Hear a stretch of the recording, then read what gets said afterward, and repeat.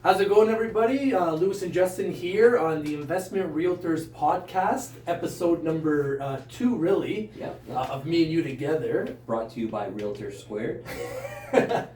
All right, so today we are going to talk about pretty much a twofold topic here. Mm-hmm. Best time to buy and will the market crash, and what would a crash look like? Well, see, and this is, we get into the hypotheticals, what we like to and first and foremost, this is strictly all our opinion, what we see day to day as realtors and what we think.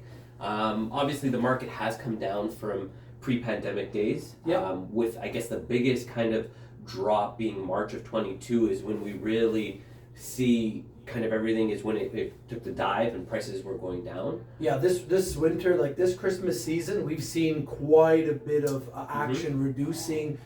Prices came down a little bit. Obviously, mortgage rates were absolutely crazy. Well, and so the thing is we don't like to talk politics. Everybody's entitled to their opinion.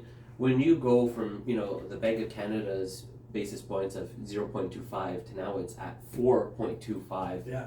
I mean, it's not really fair. Obviously, life isn't fair, but all the buyers were kind of under the assumption of, what our government said, where this money is going to be cheap money, and it's going to be like this for a long time to come. Yeah, for a long time. And, we fast forward a year and a half, and now you've raised, these interest rates, especially people that are on variable. We're not talking, $10, $20. We're talking hundreds, thousands of dollars that only go to interest. Yeah. It's not even paying down your principal. So what about, we have a client where we helped. He first got approved at 1.2, and his mortgage per month was in the 3,000 range. Yeah. Now it's almost 5,000. Like that's not chump change, right? $2,000 extra a month on just mortgage. Yeah. Which is mainly just interest now. That's not easy. No, it's not. And especially, with any mortgage, you're mostly always paying down the interest, which is kind of the tough part about it. But when a lot of people who are on variable, or a lot of people who have essentially overbought, where, we know a lot of people who bought 1.6, their house is now worth, 1.2? You have that extra mortgage of $400,000. You can't sell your house because you're not going to get that difference. Yeah, you're going to lose that money. You're stuck. You need to keep paying it for as long as possible, or you threaten losing everything. Really. Yeah, it's really not, it's not a joke anymore. And that 1.6... with the rates at 1.2, 1.6, like we can put this in because we like to use, if you remember our last episode, we like to use Realtor.ca. Okay, so we'll just for the conversation purposes, we'll go through what the difference is between the two rates, and it's substantial. It's substantial. Like, it's not something to joke about. It's not something to take lightly. And anybody who's in this position, we really feel bad, and we. If there's anything we could do, we would help. But at the end of the day, you're probably either locked in to a 3-year term. You could break the mortgage, but like Justin was saying, what are you going to do? Are you going to sell your house at a loss? Right? It's just not feasible. So, for example, let's say you bought a house for, what were we talking about? 1.2 million. Yep. Right? So 1.2. We'll do 20% down, so there's no insurable mortgage. Yeah. Your rate was at first. I think we saw 1.2 was the lowest we saw. We like to, for majority of what we've seen, it was like 175, and even that, people were kind of shaking a stick to it, saying, "Whoa, you got gypped," and it's like when you're that was good. Okay, so 1.2%. Let's say you bought a house for $1.2 million. Yep. Okay, and you put your 20% down, like a good buyer. You had some money left over. Maybe you got an inheritance. Maybe you sold the house. Maybe you just had money to put the 20% down. That was $420,000, which is down payment. Some properties, the whole purchase price. But that's another video. But because we are in the GTA, right? Yes. So these are pretty much what the average prices were, especially detached, especially during the big boom, right? Absolutely. So that would leave you with a $780,000 mortgage if you were to buy that, and at Let's break it down. At 1.2% for 25 years amortization, you were paying $3,000 a month in rent. Doable. 2 people working, one person's salary usually can cover it on its own. You could still, live a comfortable life. If you bought a house where you could rent the basement out, let's say, then you're laughing. You're One laughing. bedroom, $1,500, and the heat would have been $2,000. So really, let's say you're renting out your basement $2,000. You have a mortgage of $1,000 for $1 million property. I think you're doing pretty good. You're doing pretty good, right? That's However, 1.2. let's fast forward a year and a half later, and here we are. What was the most recent one we saw? 6.5. Yeah, I think, and it depends. Like, there's A lenders, there's B lenders, and then there's, private lenders. So it all comes down to, majority of our clients are A lenders. They work a 9 to 5, they have steady T4, steady income, so they're always good with, like, the big banks, Scotia, TD, RBC. So I think the last one we got, which was RBC, that we saw was 6.5. Yeah. So off the top of your head, quick math. From 3,000 at 1.2, what do you think they're paying now, just mortgage? Yeah. At 6.5% if they're on a variable? Well, I know because we've had clients that are unfortunately that have come to us and asked us our opinion. Why don't you kind of break it down for them? It is now a $5,225 a month just in mortgage. Yeah. Now, a lot of other things went up too. Hydro's gone up. What about your grocery bill? Grocery bills Same have gone 4 up. items have jumped up. God knows how much. You go there, you can't get as much as you used to. Didn't we just see an article on chicken breast? Yep. At $30? Walmart's? $30 for 4 chicken breasts? Don't worry, that was a mistake. That was a mistake. Well, and then we see today, what was it, $100 for A roast. a roast? Well, what about the pandemic days where gas was what? 60, 70, 80, 90 cents a liter, and we all joked back then. We should have bought a we silo. have to fill up. We have to fill up. And now, fast forward, okay, they've come down a bit. Nobody knows why, because it just seems to keep fluctuating. And now, I don't mean that ignorantly. I get it. The war in Ukraine. They tell us why. They tell us why, but it never really makes sense. it doesn't. And so we just gotta live it. We just live it. And unfortunately, it's the middle class that feels this. It's, the mom and pop stores. It's the everyday, mom and dad. First time home buyers. Just trying to make ends meet. And it's the home ownership's getting further and further away to be attainable. And it's not right with how we're going with interest rates, inflation, and how we're still expected to keep going. And it's just, you have an issue? Well, like good old Canadians, we'll keep on paying. Just keep paying. We do it. So what do you do when you were paying $3,000 a month for a mortgage, and now you're up to 5,225? Like, what do you do? Well, a lot of people have a trigger rate. What we recommend is you have to keep that house. You got to figure it out, because in the long run, if you're selling it and you're losing it, you're going to lose a lot more. I know it's not easy. We understand. But you have to figure out a way to keep it. Keep because the house. It all balances out. We know this. We know that, it has the peaks and valleys, and it all comes full circle. It's just getting through the tough time and figuring out what it is, what you could do. Maybe you're going to have to share some rooms. You're going to have to Airbnb some rooms, get a roommate. Finish your base. If you don't have a base, so if you have a basement rental, let's say you're renting it for $2,000. Which that alleviates, at least you're kind of back to where you were. So, I mean, it kind of helps a little bit of the stress. That's our biggest recommendation is, the basement apartment. If you don't do it, if you got to put a door, I mean, get it done professionally. Get your building permits. Get your engineers fire rated. Make sure rated. it's safe. There's no liabilities. You're not putting yourself in danger. You're not putting any of your future potential tenants in danger. Do it properly. Do it right.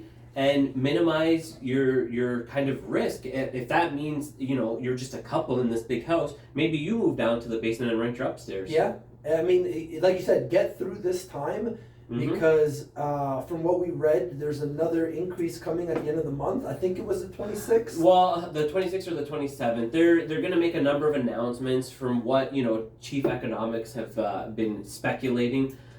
They're trying to obviously curb inflation.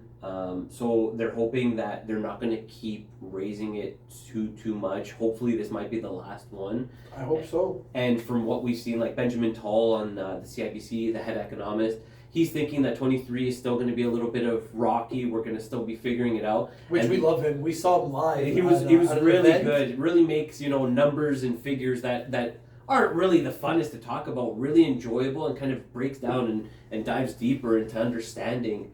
It's kind of like what we're trying to do. Yeah. We're trying to make this hard thing that everybody hates talking about. And that's fun, the biggest exciting. thing. It's like back in the day when you don't talk about wages. It's like, well, why can't you talk about wages? How are you supposed to know? Exactly. The employers don't want you to talk about wages because then everybody's going to be paid a fair amount. Hey, why is he getting paid? We do the same. We do the same job. Why is he getting paid more? Right? It's always good to talk about this stuff. Absolutely. Right? And it's, we kind of get, sidetracked with when we go off on our tangents, but it really is all connected. There's the bigger picture of mortgage rates, why they're so expensive, and it is really scary. The only thing we can recommend, is get a good mortgage broker. If you're on a variable, maybe you might be able to lock in. A lot of mortgage brokers we speak to say that, okay, well, the joke's on the people on fixed because people on variable now have taken the brunt of it, but they think that it's going to balance out and it might work out for them in the end and won't continue to rise, and then fixed might be bad. Well, let's say you bought in 2020. Okay. You were enjoying a good 2 years of an unbelievably low fixed rate. Yeah. I mean the variable rate. Yeah, right? you're correct. So the money you saved there, so if somebody were to lock in at the 2.5 or the 3 and fix, they didn't get to enjoy 2 years of a 1.2% mortgage rate. But now they don't have to experience the 6% rate. Well, but the flip side of it, and what's terrible is what about all the people on fixed that are now coming up for renewal in 23 and 24? So they missed both. That's they where missed both. It really is. There's no crystal ball. Whether it's a mortgage, whether it's buying real estate, you have to assess, just like we always talk about, your risk, what it is you want, and you just have to jump in both feet. Yeah. And don't look back. I mean, it is what it is. I know that's not kind of consoling. It's not helpful, but you're not the only one, which again doesn't really make anything better, but it does in the sense of you just need to get through the tough times. History has a way of repeating itself. Yeah. I mean, you talk to our parents and they talk about 12, 17% interest rates, and I get it. It was a different time, different wages, different prices, but I mean, it is all relevant to some extent. So if somebody were to ask you, is it still a good time to buy? What are you thinking here? Well, what we always say is people are still trying to time the market, and when you time the market, generally you kind of miss the boat. So if you can we always say time in the market is what's important. So we always joke, is it better to have equity you're building into your home, or do you want to pay more interest to the bank that doesn't really go into your pocket? Yeah. So we recommend to everyone, just like the last video, assess your risk. If you're in the spot to be able to afford it, whether it keeps going up, whether you're locked, whether you're variable, and you can afford it, get into the market. Just get into it. Because what's the worry? They keep raising it. If you know that you have a trigger rate that's so far down the road and you can manage it, and even if you hit that trigger rate, you'd have other sources where, okay, now I'm going to rent out the house. I can move in with mom and dad. I can maybe roommate with my friends. We can pool our money together. Do it. Get in the market. Because what are the chances, for example, you have a home, okay, you wanted this particular home on the street, it comes for sale right now. Are you going to hold off on it and say, well, maybe if I wait 2 years, it might come back up? Well, how do you know that street's going to come up, that you want that desirable street? The price is still going to be in your range. Exactly. If it hits all your boxes, to us, it just seems financially more feasible to buy it.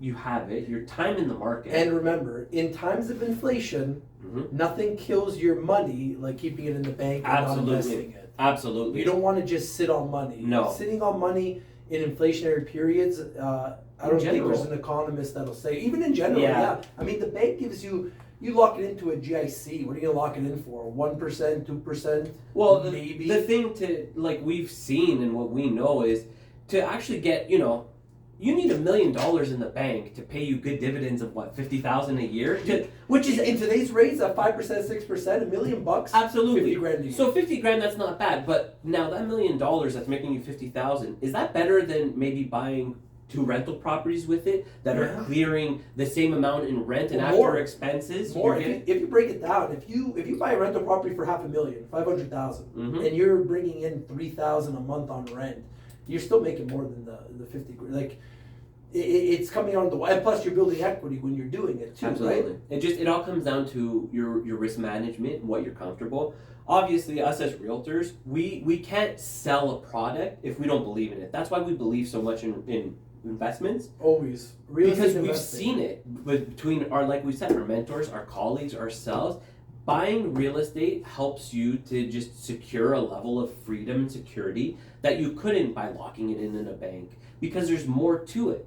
Or relying on like government pension. Yeah, You think it's going to be there for you when it's time to retire? Chances are it's not. I mean, every prediction says whatever you're expecting to get on your pension, old age, security, whatever it is, just expect it to be reduced when it's time. And if that's getting reduced from today's standards, as the price of food goes up, as the price of living goes up, as the price of gas goes up, that retirement pension or that retirement CPP, it's not going to be enough to live off of when it comes time. You know what? You know what's going to help you though? An investment property. And these are just our opinions. Like, you could say the same thing. Well, how do you know that the market doesn't tank? You lose all your, and that is very true.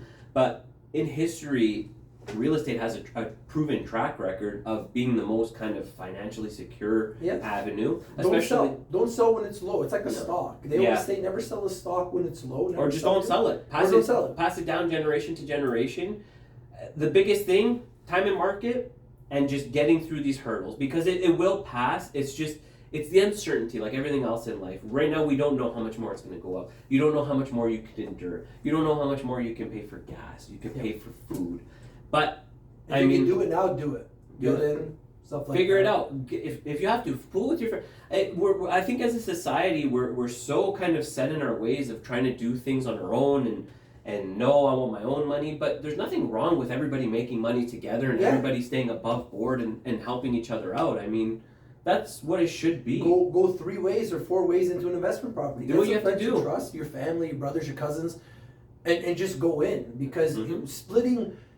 What do we always say? 50% of something's better than 100% of nothing. Absolutely. That's what we always say. And it's tough, and a lot of people we talk to, they just refuse, and they just say, oh, the piece of the pie's not big enough. Well, but if you're not eating any piece of pie, I would rather a sliver than nothing, personally. But, again, this is our opinions. This is what we think. Okay, another question for you. Your approach to buying a house or putting in an offer on a house in a buyer's market versus seller's market. So if it's a buyer's market and the list price is $1 million, what are you looking to go in at versus if it was $1 million on the seller's market? Yeah, so you don't want to insult people. I mean, it is the name of the game. It's negotiating. I mean, seller's market. The sellers had, a good 1.5 year run where they were getting hundreds of thousands over asking, no home inspections, no conditions. It was, you buy this house or we're moving on to the next buyer. So now it's the flip side. We see a lot of conditions for financings, as it should have always been. Yeah. Inspections. Especially inspections. We love inspections. Yeah. Because so you never know. We don't like to just kick tires. Like, we like to still pull market analysis. We like to look at comparables. We also want to understand that you don't want to insult either or. So, people will say, oh, negotiating, no, like one side has to get a better deal, or that's not negotiating and the other side sucked. Generally, if the buyer's happy and the seller's happy, it's a good deal. It's a good deal. So at a house at $1 million, if we pulled comparables, and the last house sold last month at $900,000, well, that was $900,000 last month. We're in a declining market. So then we would figure out the percentage from last month to this month on the $900,000. Well, how much now did it go down from that month? And we would go in at a respectable kind of in that range, and explain to the buyer or agent, which they would know, and the seller's agent and the seller, the expectations of, listen, in a declining market, just because that comparable we used at $900,000, well, your house is now sat for a month. Now it's less than $900,000. And the flip side to the buyers. So if you bought a house, in a seller's market at $900,000 last month, if it's gone up 5-10%, well, it's another, tack that on the $900,000. It is what it is. That's the difference on the markets. So basically what you're saying, don't be afraid. Don't be afraid. Don't insult people. Don't insult people. Follow what the market says the house is worth. Within reason. Sometimes people will give away their motivation, which isn't good. Obviously, if you know a seller has to sell, you're probably going to kick a little bit of tires, but you would hope that the seller's agent, well, not that you wouldn't hope, because as a buyer, you would want to know that. We're working for the but the seller's agent has a responsibility to his sellers to not give away the farm. Exactly. And this is why we always are always weary on people that use the listing agents, because they're double dipping. At the end of the day, the selling agent their responsibility is to get the seller the most amount of Most money. money. Fiduciary duties. They can represent you as a client. They can represent you in the transaction as a buyer, but they're ultimately hired by the seller, and that's their first and foremost responsibility. It is what it is. They're there to serve them. But people start thinking about commission and they cutting, but we'll talk about a separate. That's another episode. Commission cutting and commissions on another episode. Yeah. So. All right, that seems that's our topic for today. Buyer versus seller market. Is the market going to crash? What to do when you're putting in an offer in a buyer versus seller market? And this was your Investment Realtors Podcast. Realtors Squared, Realtors times 2. We'll see you guys on the next one. Remember, like, comment, share, subscribe. We're gonna put in a link. Like, even if you just want to get together, Zoom, phone call. We're an open book. We're here to provide value. We're straight shooters in the sense of we won't lie to you. We tell you how it is. And that's just us. That's what's gotten us to where we are today. Yeah, comment anything you want to hear or any advice you have for us in the comment section. And we'll see you next time, guys. Have a good one, guys.